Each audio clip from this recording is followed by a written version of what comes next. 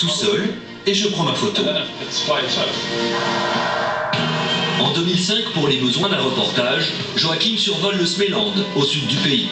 La région, frappée par une tempête quelques mois auparavant, porte encore les traces de ces terribles intempéries. Jamais une tempête n'avait détruit autant d'arbres en Suède. À ce moment-là, les bûcherons commençaient juste à nettoyer les forêts et à dégager les arbres qui avaient été arrachés par la tempête. Mais alors que Joachim pense réaliser un reportage des plus classiques, le photographe va faire une stupéfiante découverte.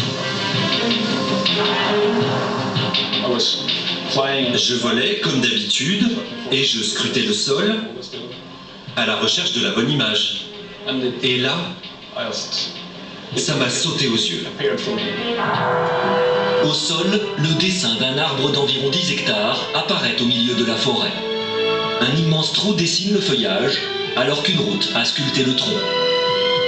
Un grand chêne dans une forêt de pins. C'était monumental. Ce qui m'a le plus frappé, c'est que la silhouette était absolument parfaite. Je me disais que ce spectacle de la nature était vraiment incroyable. Le moment est fort et le photographe a du mal à décrocher son regard de cet arbre sculpté dans la forêt. Survolant plusieurs fois la zone, il réalise le cliché parfait, la photo de sa carrière.